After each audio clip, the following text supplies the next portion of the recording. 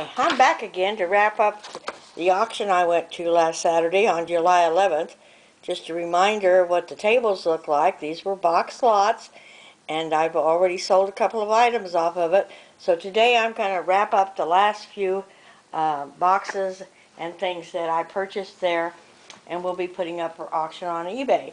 Once again, I remind you that I only really buy on eBay. Okay, my biggest purchase was a set of dishes. I thought they were really pretty. They're vintage. They're by Harker Ware, and they're made in Japan. And I just really like the looks of them. And I thought that they would sell well. Now I always piece my dishes out because there's always someone looking to fill a set that they might have broken something in. I go through them very carefully and I clean them up if they need it. I see we got something on this, and check for chips or anything else, and if there are any chips or anything else, they go in the trash. Now these particular dishes cost me $20. It was the most expensive box I purchased, and I have over 60 pieces, so they ended up costing me about 30 cents a piece. And it should be fairly easy to make my money back off of these. They are vintage. They are quite pretty. Okay, another one in that one box that I was showing you last episode was this dish. I'm not particularly crazy about it. It is hand painted, but it is made in Italy. So I will probably go ahead and look it up and see if it holds much value. And remember, my price point lowest is $20, and I aim for $35. A couple more things that was in the lot of boxes were these two Corel little dishes, and I'll probably just send these out to the thrift shop or put them in a large garage sale I plan to have in the next 2 or 3 weeks. These are made in Germany, and I think they're really cool. Some of them need to be cleaned up, but they look like they've had something good in them, don't you think? So maybe if I can find a recipe or something for these, I might even stick it in with them.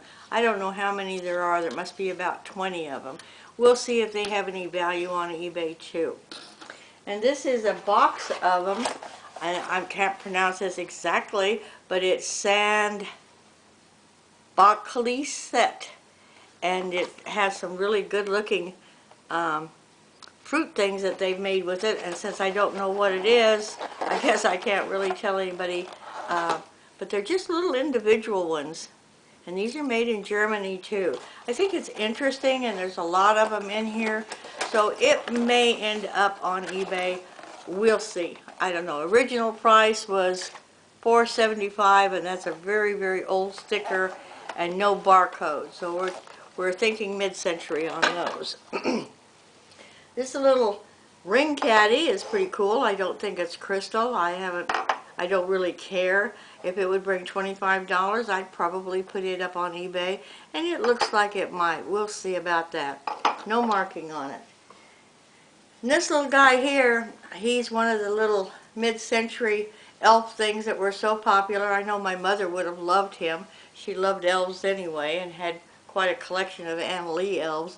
I don't know if he's worth anything on eBay, but I might find something that I could bundle him with that might bring have some additional value that way. Bundling is something I do often, put maybe some things together that are like, and still get my price out of them. And this is one of those cookie shooters, or whatever they can be used for. And they do have quite a few different ones of the little things that push through to make interesting cookies. It's made by Miro and made in the United States. So we'll do a little research on that, see if it has any value. And you know, just a reminder about the auction, it cost me $57 total, and I've already sold 2 items out of it for twice that much. So I'm on a roll right now. This was a little basket that was in the auction box that was holding some of these other items. I was going to discard it, and then I looked at it and I thought, well, you know, the colors are good. pink and white or pink and off-white. So maybe we will find some way to put that up for sale too. I'm not sure. Maybe it'll bring $25. What do you think? And then another box I had 4 of these in it. These are the old ledgers. This is a Hazel, a Colorama by Hazel ledger. They're very heavy, and it reminds me of the old bookkeeping days when we had the flower shop and you put everything in it and by hand. We don't do much by hand anymore, and you know something? I don't intend to start again. I like doing it online. And then 2 little glasses. I don't know that they will have any value, but they're glass glasses. They have kind of a frosted interior. If they have a mark on them, I have not been able to find them, but I might do a little research and see how they, if they have any value. Once again, if they don't have any value, they'll go in a box for the thrift shops. I'll put them out for my yard sale, and anything that's left, then we get rid of them at the thrift shops or other places that might be able to use them. There's a large box of these. These are glass dishes. They're gold rimmed. I don't know what their purpose was or why somebody thought they were so valuable. I must have 50 of them, but they are made in Hungary. So, you know, maybe I'm missing a value, and if I do a little research, maybe I'll find a way to sell them. They're not particularly heavy, so you could sell quite a few of them and still be ahead of the game. And of course, you know what these are. These are golf balls. They were in the box. You never know what you're going to get in an auction box. You just buy the box and hope for the best, and that's the way the ball bounces. And literally, this ball is going to bounce to my grandson, who I'm sure will be thrilled with the 2 golf balls. What he does with them, I don't know, but he's going to do it outside. I can tell you that for sure. And this is extremely heavy. It's by Mikasa. It's marked on the bottom. Oh my goodness.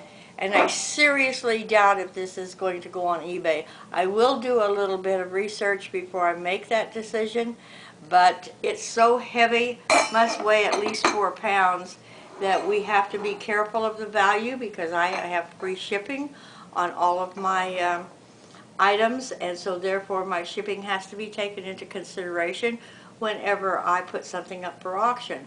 I have to be able to absorb that shipping and still have enough money to make a profit. So not too sure about that one. And last but not least, this completes the whole auction, cookie cutters. And I get so excited when I find cookie cutters, particularly when they're in a $1 box, and they're probably only going to cost me 10 cents. And the reason I get excited about them is because these are vintage. And when I send out a box that for a purchase somebody has bought from me, some of them need to be cleaned up, that someone has purchased from me, I put a cookie cutter in, a vintage one. It has to look like new. I won't put any that are dented or anything else, but I do prefer them to be vintage. I just wrap a little bit of bubble wrap around them. See, that's a no-no because it's got a dent in it. Poor little Star, he's delegated off to some other place. And I do pick these up at the thrift shop whenever I can, because I can usually get them for 10 cents a piece. And when I put them in the packages and people get them, they're really thrilled. Cookie cutters are non-political, you know. Nobody cares whether they get a cookie cutter or not, and it's always a reminder somehow of your childhood. So the cookie cutters go in each package, and except once in a while I have packages that might go to someone that I think a cookie cutter wouldn't apply to, and if that's the case, then I have some nice pens with my logo on them that will go in that box. They're very lightweight, so they're not adding to the cost of the shipping. So that is the tail end and the very last of the July 11th auction that I went to, and I'll bet you're all as relieved as I am to see the end of it. So happy thrifting, and like me on Facebook, Thrift and Pick Country Style, and Thrift and Pick for Profit. Thank you. Happy thrifting. Bye-bye.